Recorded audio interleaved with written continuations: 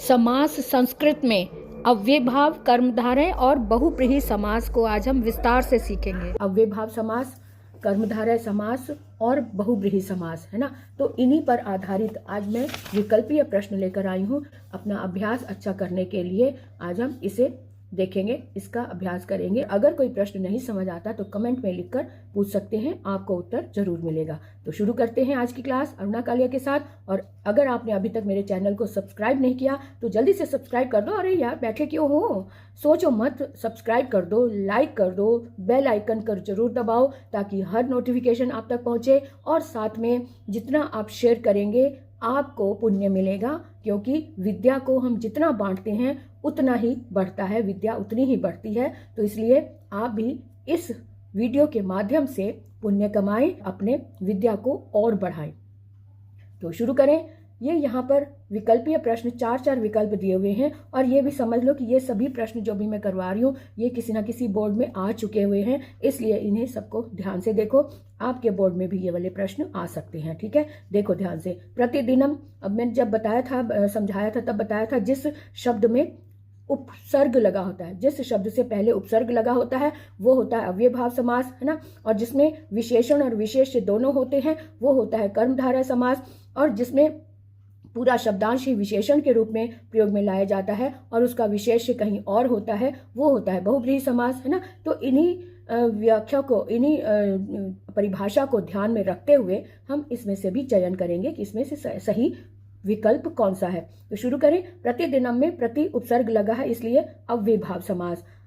घनश्याम में घन और श्याम, यानी कि घन का मतलब है बादल और श्याम का मतलब है काले, तो काले बादल, यहाँ पर भी विशेषण और विशेष्य दोनों साथ साथ आए हैं इसलिए हम इसे कर्मधारय में रखेंगे।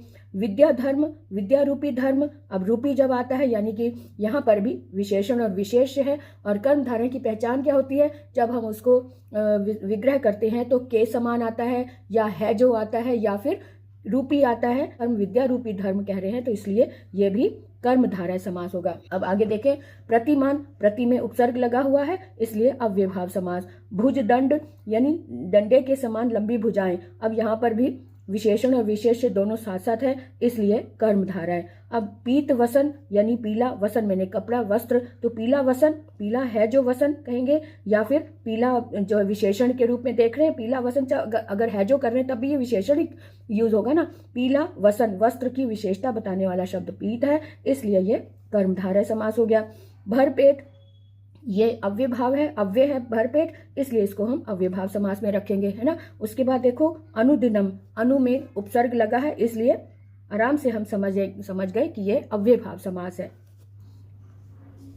अब आगे देखें। अनुदिनम में अव्ययभाव समास, अनुदिनम में अव्ययभाव समास। विशालक्ष, यानी विशाल है जो आंखें, तो आंखें यानी कि जो नेत्र हैं, जो विशाल है जो, यानी कि विशाल और आंखें दोनों विशेषण और विशेष्य एक साथ आया हुआ है इसलिए कर्मधारय। नीलांबुज, नीला कमल, नीला कमल दो, यहाँ पर भी विशेषण और विशेष्य एक साथ हैं इसलिए ये भी कर्मधारय समास होगा।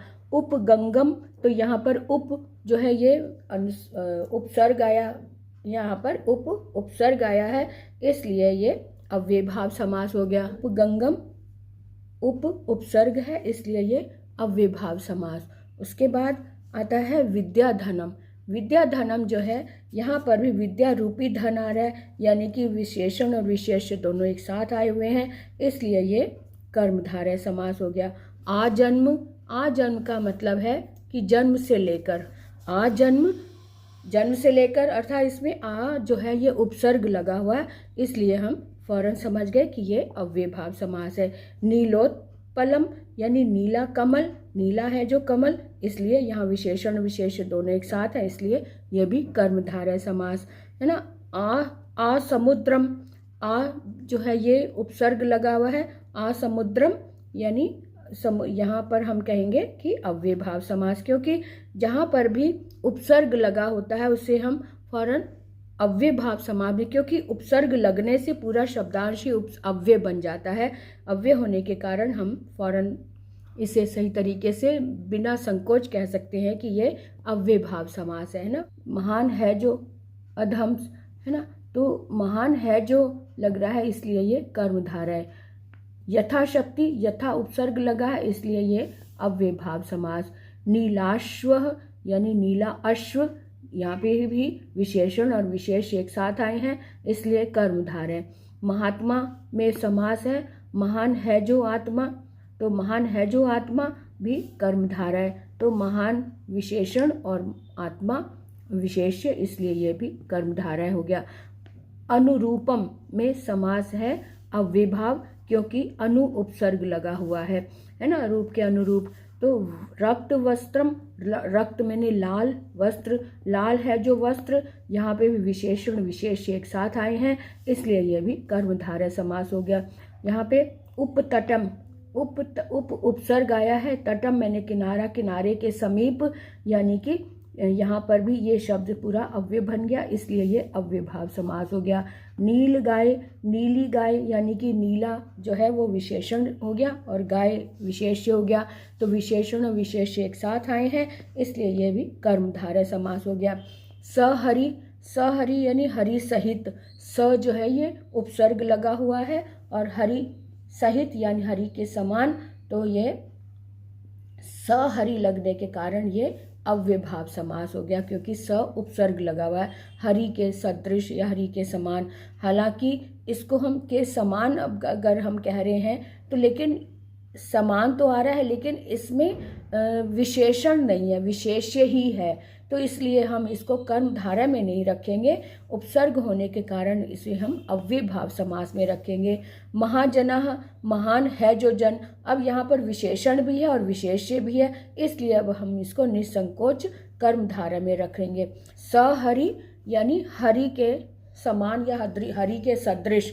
अब हरि के सदृश क्या ये नहीं पता नहीं, क्योंकि यहाँ पर सिर्फ विशेष्य ही है, संज्ञा ही है, संज्ञा के समान बताया हुआ है, लेकिन यहाँ पर किसी के साथ में उपमा नहीं दी गई है, यानी किसी की तुलना किसी के साथ नहीं दी गई है, इसलिए इसे हम कर्मधारय में तो नहीं रखेंगे।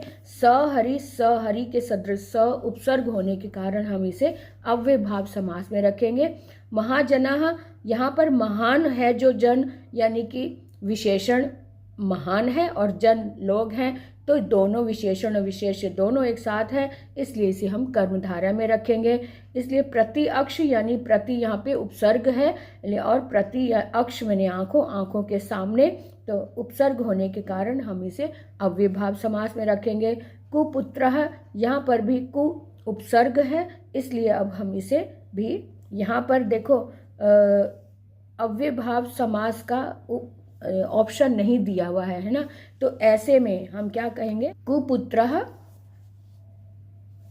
को हम बहुव्रीहि में रखेंगे, क्योंकि इसका जो विग्रह होगा कुपुत्र, बुरा पुत्र है जिसका, जिसका लगाकर हम इसको बहुव्रीहि में रखेंगे, क्योंकि कर्मधारय में नहीं रख सकते क्योंकि इसमें विशेषण नहीं है। विशेषण भी अगर हम देखें तो कु विशेषण है, ये कु मैंने बुरा और विशेषण मैंने ये विशेष्य पुत्र है, तो इसको हम कुपुत्र होने के कारण विशेषण विशेष्य के रूप में भी देख सकते हैं और दोनों ऑप्शन दिए हुए हैं इसलिए इसमें दोनों ही सही होने चाहिए, क्योंकि कु विशेषण है और पुत्र विशेष्य है इसलिए हम कर्मधारय में रखेंगे। अगर हम इसका विग्रह इस तरह से करें कि बुरा पुत्र है जिसका, अर्थात कोई विशेष व्यक्ति, तब हम इसको हम कर्मधारय में ही रखेंगे, बहुव्रीहि में ना रखें तो अच्छा होगा, क्योंकि विशेषण और विशेष्य की दृष्टि से हम इसे कर्मधारय में रख रहे हैं।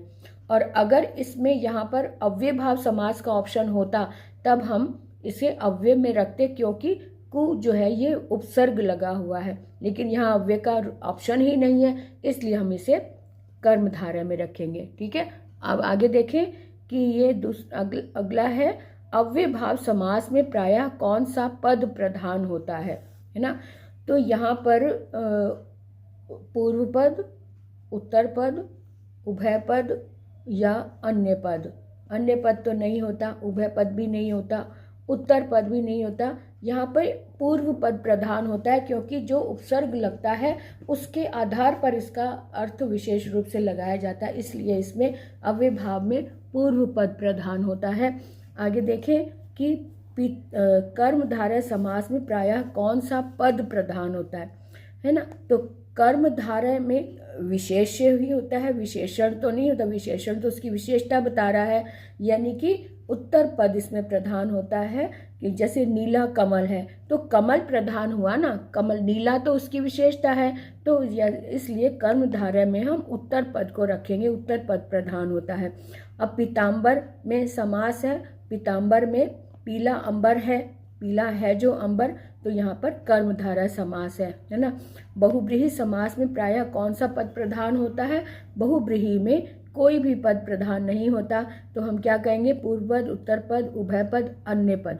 अन्य पद प्रधान होता है, यानी कि जो दिया हुआ है उसमें से कोई भी नहीं, अन्य कोई तीसरा ही पद प्रधान होता है, इसलिए हम इस पर अन्य पद पर निशान लगाएंगे। प्रत्येकम, प्रत्येक यानी प्रति उपसर्ग लगा हुआ है, इसलिए प्रत्येक होने के कारण हम इसे अव्ययभाव समास में रखेंगे। तो प्रत्येकम में प्रति उपसर्ग लगा है, इसलिए अब इसको हम अव्ययभाव समास में रखेंगे। नील कमलम, नील कलम, नील कलम, कलम है ये, कमल नहीं है। नील कलम, कलम मैंने पेन, नीला पेन, तो यहाँ पर भी विशेषण और विशेष्य की बात हो रही है, दोनों एक साथ हैं, तो कर्मधारय समास हो गया।